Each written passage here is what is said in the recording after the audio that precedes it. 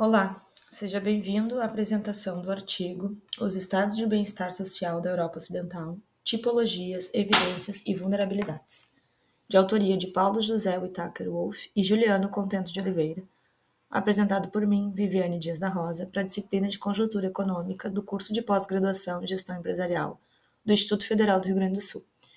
Este artigo tem como objetivo analisar as principais características, diferenças e vulnerabilidades do estado de bem-estar social da Europa Ocidental.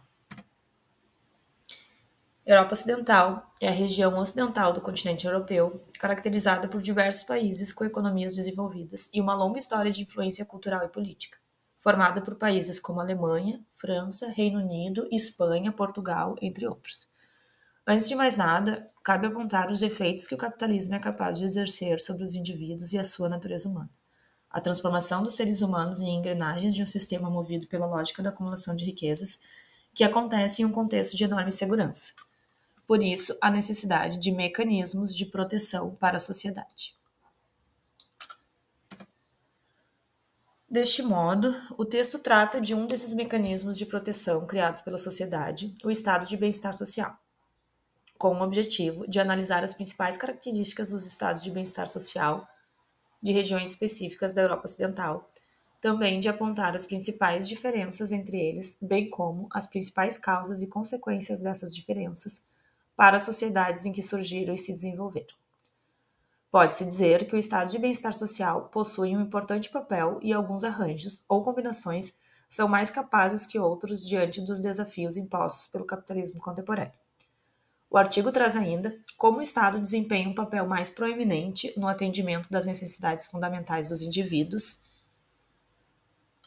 em comparação com o mercado e a família, e como isso tudo está relacionado diretamente ao perfil de políticas públicas, das políticas econômica e social e das relações de poder entre grupos com diferentes preferências em circunstâncias históricas específicas.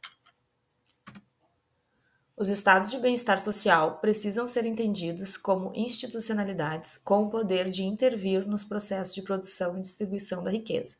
Assim, busca-se proteger os indivíduos contra aquilo que limita sua capacidade de atender às necessidades fundamentais. Os estados de bem-estar social nada mais são do que uma dentre as várias formas possíveis de sistema de proteção social e caracteriza-se pelo fato de que o Estado assume um papel mais contundente no atendimento das necessidades individuais fundamentais relativamente às demais formas de provisão, como o mercado e a família.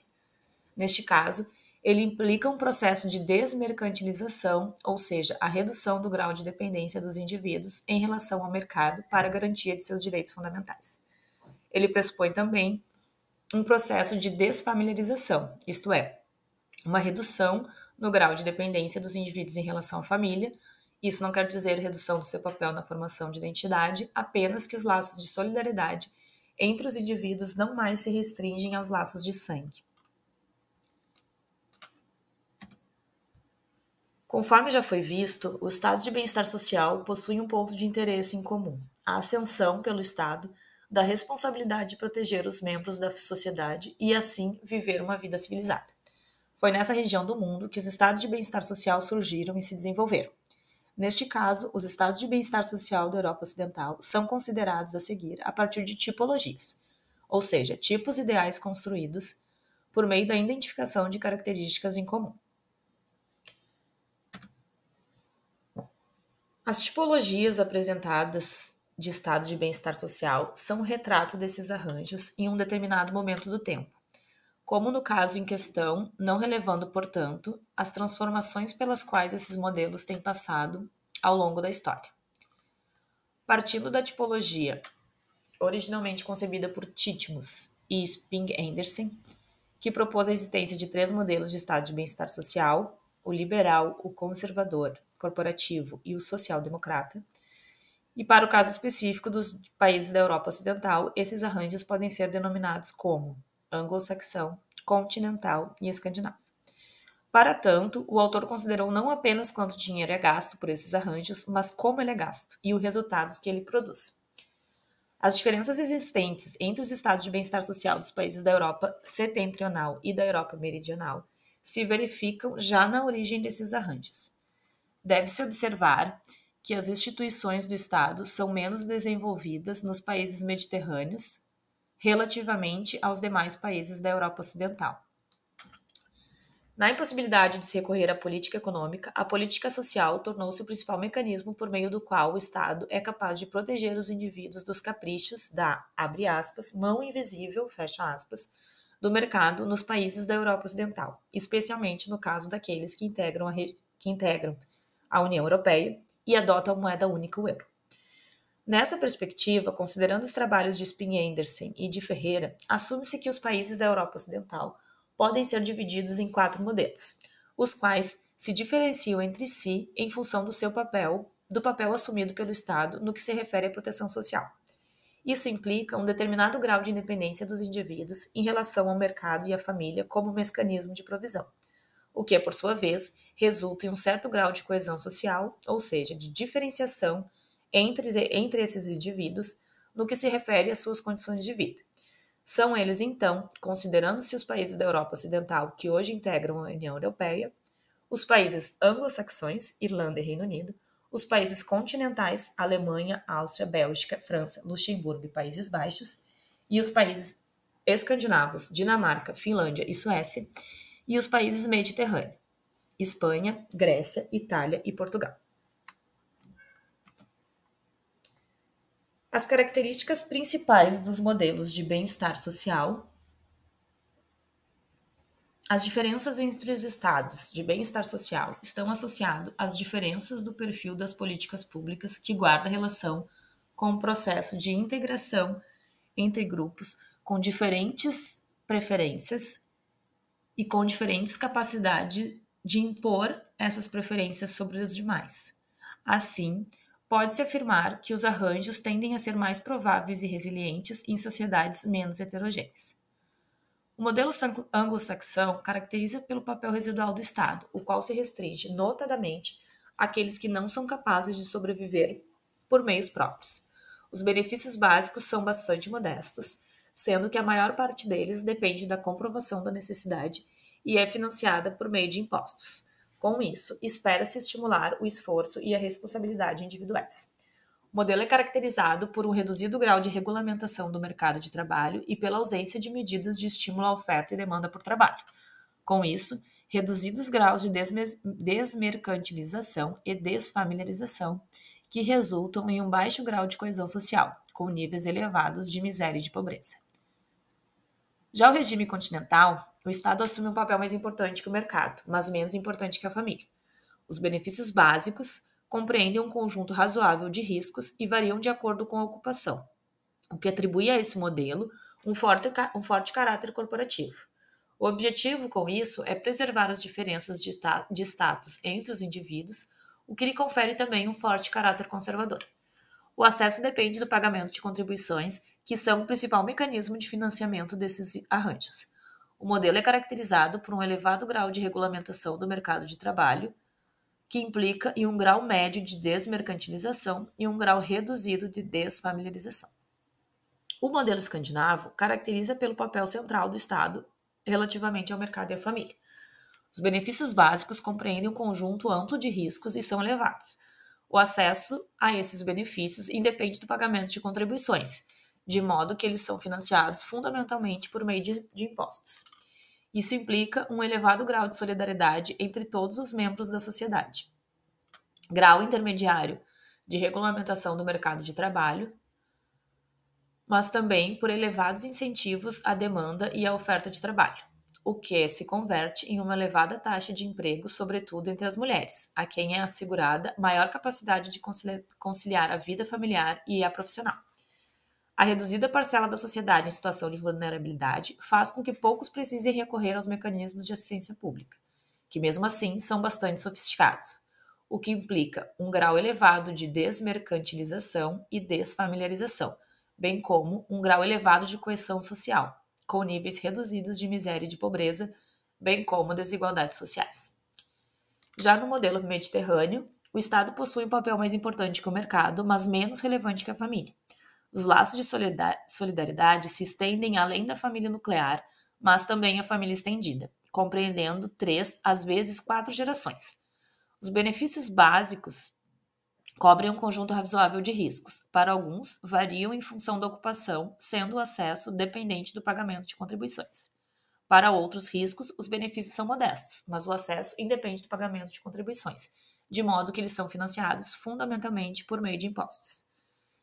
Tem um elevado grau de regulamentação do mercado de trabalho, também apresenta elevada importância na economia informal, em que se encontram principalmente as mulheres, os jovens e os idosos de menor qualificação, que dessa forma complementam a renda familiar quando o homem não pode assegurar o atendimento de suas necessidades e de sua família por meio do seu salário e de seus benefícios. Tem uma parcela expressiva da sociedade em situação de vulnerabilidade e os mecanismos são pouco desenvolvidos. O modelo mediterrâneo implica um grau médio de desmercantilização e um grau reduzido de desfamiliarização, mas também um baixo grau de coesão e elevados níveis de miséria e pobreza. O capítulo 2.3, Evidências do artigo, propõe analisar, por meio de um conjunto de dados e indicadores selecionados, as diferenças entre os modelos de estado de bem-estar social da Europa Ocidental e as consequências dessas diferenças nas condições de vidas prevalecentes em cada um deles. A análise abrange as 3 décadas anteriores à crise global de 2008. 1980 a 1989, 1990 a 1999 e 2000 a 2007, utilizando médias aritméticas os valores dos países que constituem cada modelo. Trazem também dados referentes ao gasto social, financiamento do gasto social público, carga tributária, composição do gasto social público, composição do gasto social público por função, taxa de emprego e de desemprego, empregos atípicos, produto e renda, desigualdade de renda e as taxas de pobreza. No que trata das vulnerabilidades, o estado de bem-estar social da Europa Ocidental estão sujeitos a diferentes fontes de pressão. A primeira delas é, sem dúvida, as crises econômicas. Além disso, esses arranjos estão sujeitos a um conjunto de transformações estruturais. De fato, esses arranjos surgiram em pleno processo de industrialização. O estímulo criterioso ao comércio e ao investimento internacional eram acompanhados por mercados financeiros ainda bastante fechados e regulamentados, e cujo funcionamento era orientado, em grande medida, para a criação das condições adequadas para o desenvolvimento econômico e social doméstico. Este contexto sofreu consideráveis transformações nas últimas décadas e é o caso também da transformação das estruturas produtiva e ocupacional nacionais. A era do emprego industrial estável e de salários adequados parece ter chegado ao fim. Por fim, esse é o caso da transformação das estruturas demográfica e familiar. De fato, o aumento da expectativa de vida e a redução da taxa de fertilidade levam ao aumento da proporção de idosos relativamente aos dos jovens e, consequentemente, a um envelhecimento das sociedades, o que pressupõe novas fontes de despesas, mas não de receitas para os sistemas de proteção social.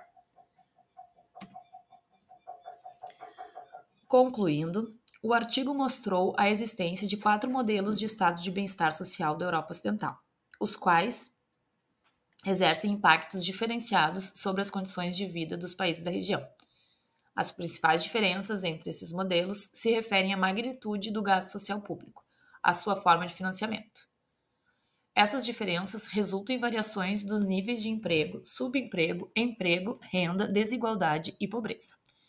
Países com política social produtiva e preventiva e maior articulação entre política social e econômica estão mais preparados para assegurar direitos de cidadania.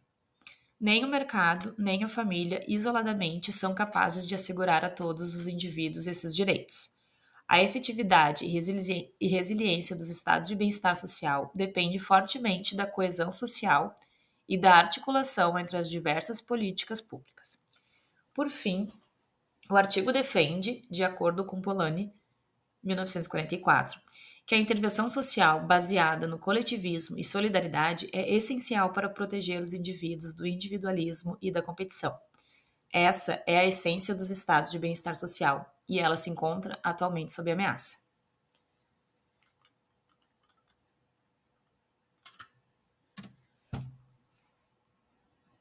Muito obrigado e até logo!